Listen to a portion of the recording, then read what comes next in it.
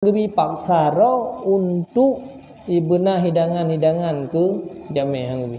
Nakul Nabi sallallahu alaihi wasallam, "Idza ja'akum za'ir fa akrimu." Apabila mendatangi akan kamu oleh tamu, oleh orang yang datang, maka muliakan olehmu akannya. Menyatru jami' rumah pun mulia.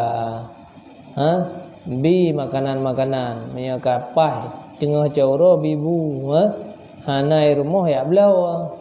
Baik si pesusah rinang. Sebab dia kata pesusah, sehingga rinangnya je kebenci wate tuh jami yang bahaya terus. Bahaya. Menyagonyan kahana senang le wate tuh jami rumah nyan ka bahaya. Kehidupan hanya bersenang. Makanya puyang Nabi juga nak puang. Na iya bi iya, na kuih keripep, kedua keripep minan. Hana masalah. Jadi tanya jami menansit. Tajak menjamai bak urangnya yang minta pahala, yang minta bu. Yang minta bu bah nak berbu ka bengih tu. Posisi yang minta pahala, saya terus gedih tanya nak silaturahmi. Karena nyan ka mensapat bak sabuh hidangan walaupun mensapat bak keripep kan. Yana pahala. Jadi manduana ganyan ke perle berat manduana pahala. Ben pepet dia tahu. Tajak tengah cak orang membu hang tepi bi. Ya kam Malaysia ya. Hana puang, hana wajib bibu, hana wajib. Ya enggak le kadang pada pu.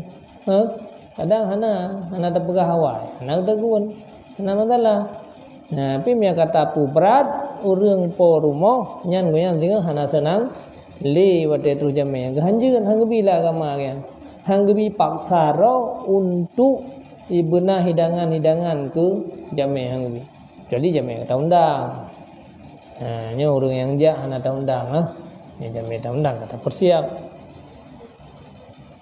Nakun le Nabi sallallahu alaihi wasallam bahwa sungguh syurga na sabuh kamar tinggal.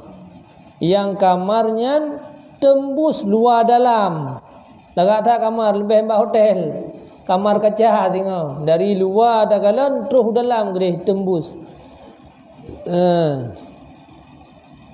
Dahir batin tembus. Getanyang kesau kamayan. Gejawab ke orang yang bagus suara, lembut suara. Hana kasar.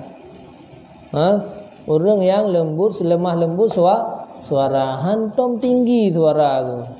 Hantom kasar suara. Yang kenyang kejuk kamayan tu. Yang Aceh sampai ya kan.